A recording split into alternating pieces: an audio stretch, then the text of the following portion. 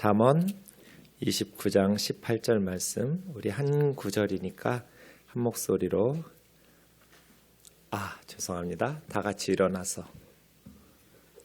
일어나세요. 말씀 봉독은 일어나서 같이 하겠습니다. 시작.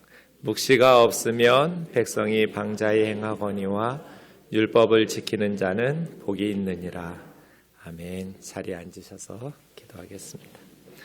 하나님 아버지, 특별 새벽기도의 첫날 하나님의 말씀 묵상하고자 합니다.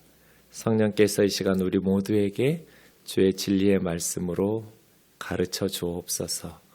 미련하고 연약한 종을 주님 손에 맡기옵고 예수님의 이름으로 기도하옵나이다. 아멘. 새 학기를 앞두고 비전에 대한 말씀들을 묵상하려고 합니다. 봄방학 특별 새벽 기도회 비전에 대한 말씀은 오늘은 비전이 무엇인지 또 비전이 왜 중요한지에 대해서 나누고요. 내일부터는 아브라함, 요셉, 모세, 다윗의 비전에 대해서 말씀을 나누려고 합니다. 오늘 잠언 29장 18절 말씀 보시면 묵시가 없으면 백성이 방자히 행하거니와 이렇게 말씀하고 있습니다. 이 묵시라는 단어를 킹제임스 버전에 보면 비전이라고 말했습니다. Where there is no vision, 비전이 없는 곳에는 the people perish, 백성이 망한다. 비전이 없는 곳에 백성들이 멸망한다. 이렇게 되어 있습니다. 방자히 행한다 라는 말은 파라라는 말이거든요. 파라. 이 파라라는 말은 그냥 풀어놓는 거예요. 그래서 제멋대로 하도록 방치하는 거. 이게 제멋대로 산다, 이게 방자하다 그런 뜻이거든요. 그래서 방자히 행한다, 페리시, 망한다. 비전이 없으면, 묵시가 없으면 백성들은, 사람들은 방자히 행한다. 파라. 근데 여러분, 파라 하면 생각나는 사람이 있지 않으세요? 이 파라라는 말이 원래 이스라엘 말이 아니고 외국에서 온 말이거든요. 그래서 이 사람 이름에서 왔나? 이런 생각도 들어요. 파라 하면 생각나는 사람 없으세요? 파라. 그렇죠. 파라오. 이게 오만 붙이면 파라에서 이 사람 이름이 돼요. 우리 한글 성경에는 바로 이렇게 돼 있죠. 애굽왕 바로, 파로거든요. 그래서 방자히 행한다라는 말은 파라, 이 말은 바로처럼 행한다. 이런 식으로 많은 이스라엘 사람들이 생각했을 것 같아요. 단어가 비슷하니까요. 그래서 방자히 행한다, 바로처럼 행한다, 한국말로 바꾸면 망할 짓만 골라 한다. 이렇게 번역할 수 있겠어요. 비전이 없으면 백성들은 망할 짓만 골라 한다. 그래서 망한다. 그러나 율법을 행하는 자는 복이 있다. 이렇게 말할 수 있습니다. 출애굽기 10장 7절에 보면 바로의 신하들이 이제 8번째 메뚜기 재앙을 앞두고 이 백성을 7번이나 하나님의 재앙을 애굽에서 당했잖아요.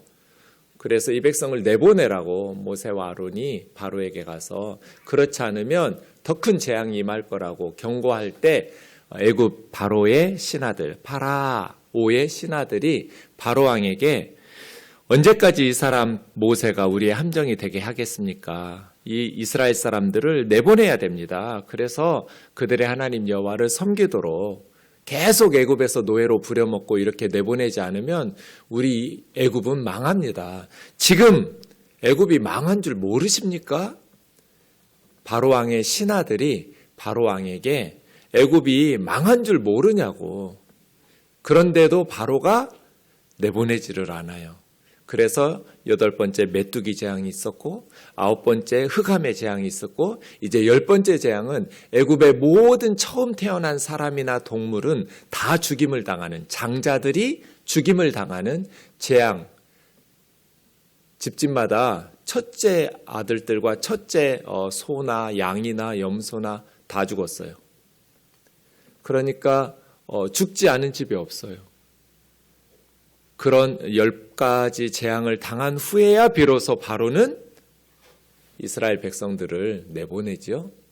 그럴 때 하나님의 재앙을 통해서 10번이나 재앙을 당하고 그래도 바로는 깨닫지를 못했어요. 내보낸 후에 다시 바로가 가지고 있는, 애굽이 가지고 있는 최정예 부대, 이 기마병들, 철병거 600대를 보내면서 홍해를 향해서 나아가는 이스라엘 백성들을 추격하죠.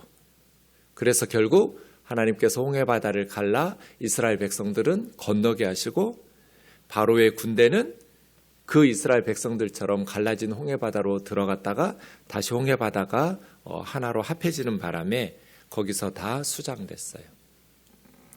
파라, 파르오, 바로처럼 행한다, 망한다. 비전이 없으면 백성은 망한다예요. 비전이라는 말은 우리 사회의 키워드 중에 하나죠. 비전이라는 단어를 많이 써요. 비전이 있는 정치인이다, 비전이 있는 사람이다, 비전이 있는 회사다. 비전이라는 제목이 붙은 책들도 굉장히 많아요. 서점에 가보면. 비전이라는 단어를 많이 사용해요. 세상 사람들도. 근데 성경이 말씀하시는 비전이 무슨 뜻일까요? 비전이 없으면 백성이 망한다는데 비전이 무엇인가? 오늘 본문 다시 보시면 비전이라는 말을 묵시라고 번역했어요. 묵시. 묵이라는 말은 조용하다, 침묵하다 할 때 묵이고요. 시라는 말은 본다라는 뜻이에요. 그러니까 묵시는 조용히 보여준다. 이게 묵시죠. 네, 조용히 보여준다. 누가? 하나님께서 보여주시는 것. 그게 묵시라고 말할 수 있어요. 그러니까 성경에서 말씀하시는 비전은 회사가 하고 싶거나 사람들이나 정치인이 하고 싶은 꿈이 아니에요. 그건 세상 사람들이 말하는 비전이에요. 자기가 하고 싶은 목표, 자기들이 이루고 싶은 꿈, 이걸 세상은 비전이라고 하는데 성경은 사람들이 하고 싶은 꿈을 비전이라고 부르지 않아요. 한 번도 그런 적이 없어요. 하나님께서 사람을 통해서 하고 싶은 하나님의 꿈을 비전이라고 그래요. 이게 성경과 세상 사람들이 똑같은 비전이라는 단어를 사용하는데 내용이 다른 부분이에요. 전혀 달라요. 성경이 우리에게 가르쳐 주시는 비전은 나를 통해서 이루고 싶어 하시는 하나님의 꿈이에요.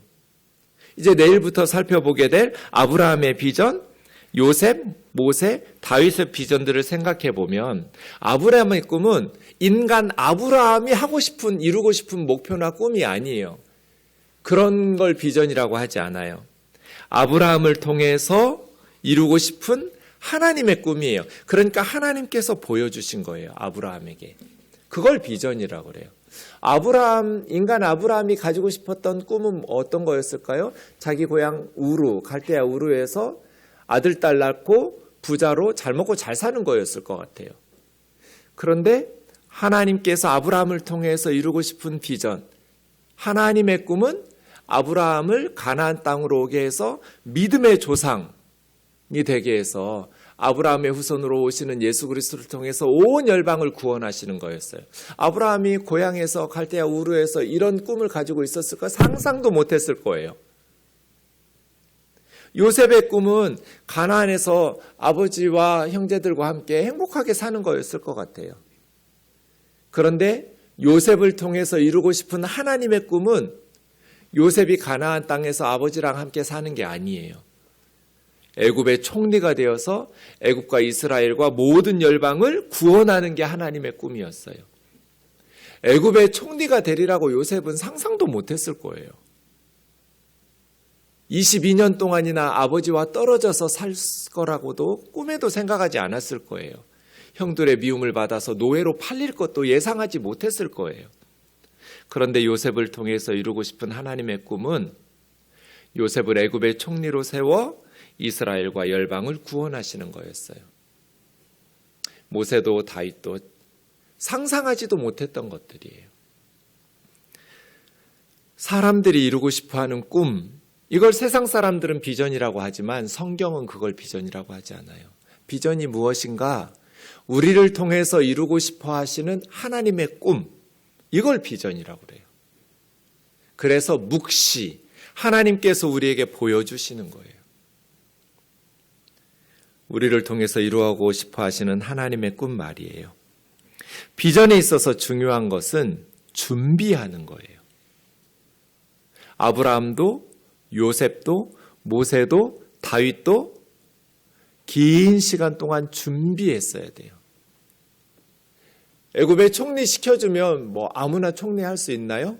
애굽의 총리가 되는 것보다 더 중요한 것은 애굽의 총리로서 나라를 잘 이끌어가는 총리가 되는 게 중요하잖아요. 그래서 요셉은 오랜 동안 13년 동안 노예로 그리고 감옥의 죄수로 준비했어요. 모세는 애굽의 왕실에서 40년 동안 왕자로 교육을 받았고 다시 미디안 광야로 쫓겨나서 40년 동안 목동으로 훈련을 받았어요. 80년 동안 준비했어요.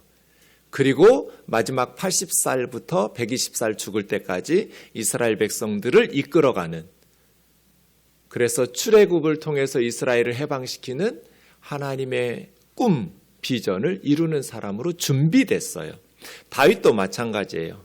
골리앗을 쓰러뜨린 이후에 왕이 될 때까지 오랫동안 사울 왕에게 쫓겨다니면서 준비됐어요. 하나님의 사람들이 하나님의 비전을 이루기 위해서 중요한 것은 준비하는 거예요. 이제 새 학기가 시작돼요. 하나님께서 우리에게 비전을 주시고 우리를 통해서 이루고 싶어 하시는 그 꿈들을 이루게 하시려면 우리가 열심히 실력을 길러야 돼요. 준비되지 않은 사람을 쓰신 적이 없어요, 하나님은. 그래서 비전에 있어서 중요한 것은 준비하는 거예요. 그런데 준비하는 과정은 너무나 힘들어요. 쉽지 않아요. 영국에도 이 속담이 있고 아프리카에도 비슷한 속담이 있는데, 잔잔한 바다는 훌륭한 뱃사람 선원을 만들지 못해요. 한 번도 힘든 항해를 해본 적이 없을 거잖아요. 잔잔한 바다에서는. 막 배가 뒤집어질 것 같고 물이 넘치는, 파도가 치고 풍랑이 있는 위기의 순간에 선원들은 그러한 경험들을 통해서 능숙한 그런 선원이 되겠죠. 하나님의 사람이 하나님의 꿈을 이루어드리기 위해서 준비하는 과정이 잔잔한 바다를 향해야 하는 선원이 아니에요. 하나님이 우리를 사랑하시지 않아서가 아니에요. 하나님의 능력이 부족해서도 아니에요. 하나님의 능력이 부족해서 요셉이 노예로 팔리고 죄도 짓지 않았는데 죄수가 되었을까요? 하나님의 능력이 부족해서 다윗이 죄도 없는데 사울 왕에게 쫓겨다녔을까요? 모세가 그렇게 도망자로 살았을까요? 아니요. 하나님의 사람들이 하나님이 우리를 통해서 이루고 싶어 하시는 꿈을 이루기 위해서 반드시 필요한 과정이 실력 있게 준비되는 거거든요. 이 일을 위해서 하나님께서는 우리를 훈련시키시죠. 비전은 하나님의 사람들에게 열정을 주어요. 아브라함도 요셉도 모세도 다윗도 포기하고 싶은 순간들이 정말 많았을 거예요.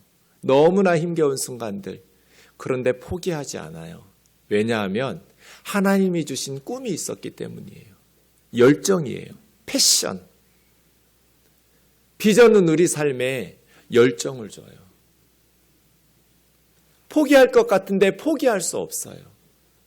그래서 세 가지 오늘 비전에 대해서 성경적인 것들을 정리해 보면, 첫 번째, 비전은 사람이 이루고 싶은 꿈이 아니라 사람들을 통해서 이루고 싶어 하시는 하나님의 꿈을 비전이라고 한다.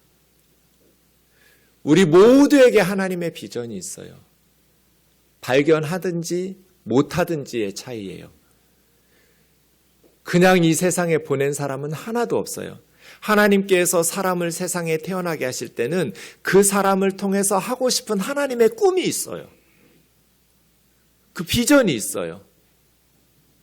두 번째, 비전의 사람에게 있어서 중요한 건 그 비전을 이룰 수 있도록 준비하는 거예요. 게으르고 대충대충 사는 사람을 하나님께서는 기뻐하지 않으시죠.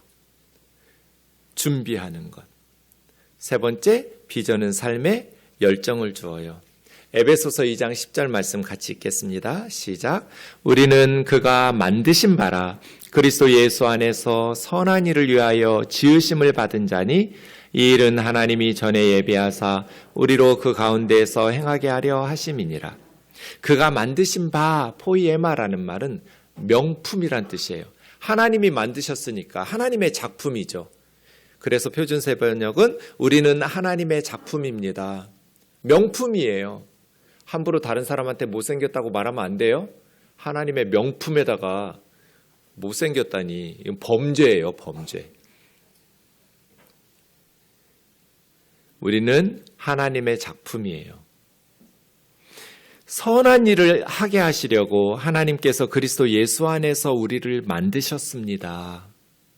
비전이에요. 비전. 그런데 비전은 야간 운전 같아요.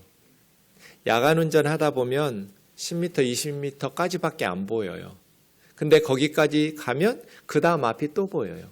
거기까지 가면 또 보여요. 그래서 목적지에 도착해요. 처음에는 잘 몰라요. 어디로 가는지.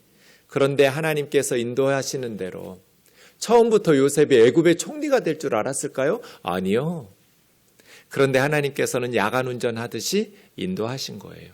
순종해서 가다 보면 그때그때 열심히 실력을 기르면서 살다 보면 결국 하나님께서 이루고자 하시는 것들을 환하게 볼 수 있어요. 야간 운전하는 것처럼. 그래서 지금 하나님의 꿈이 무엇인지 몰라도 괜찮아요. 열심히 지금 선 자리에서 하나님 말씀에 순종하면서 실력을 기르면서 가면 돼요. 지난주에 9살짜리 꼬마가 저한테 이런 질문했어요. 목사님은 어떻게 목사님이 됐어요? 제가 뭐라고 대답했을까요? 너 몇 살이야? 9살이요. 이제 2학년 돼요. 너무 똘똘하게 생긴 남학생이었어요. 아, 그럼 목사님은 너 1년 있다가 10살 때부터 목사님이 되고 싶었어. 초등학교 3학년 때 사회 수업을 하는데 선생님이 그날 세상에서 가장 가난한 두 나라가 있대요. 방글라데시하고 이디오피아래요.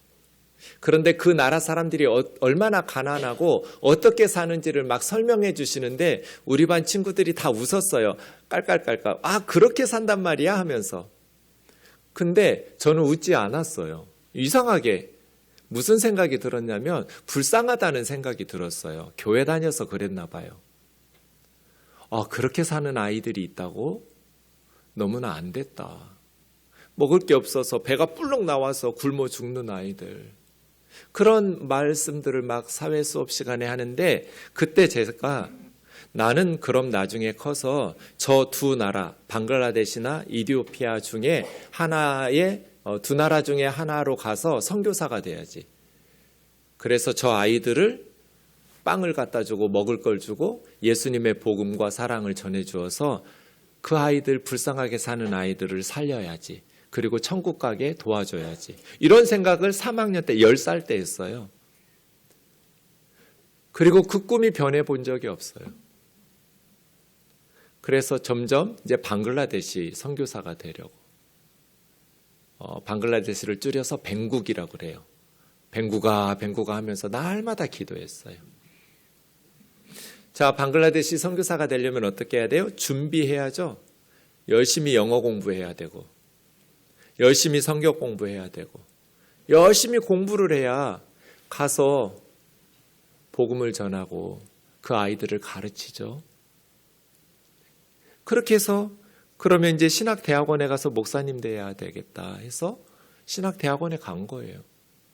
건강이 좋지 않아서 방글라데시 선교사로 가지 못하고 한국에 남아서 목회하는 목사가 되었지만 한국에 남아서도 많은 선교사님들을 돕는 그런 목회를 해야겠다. 그 아이에게 그렇게 설명해 주었어요. 하나님께서 나를 왜 만드셨는지 기도해 봐라. 하나님, 저 뭐 하면서 살까요? 하나님께서 저를 왜 만들어서 세상에 보내셨는지 가르쳐 주세요.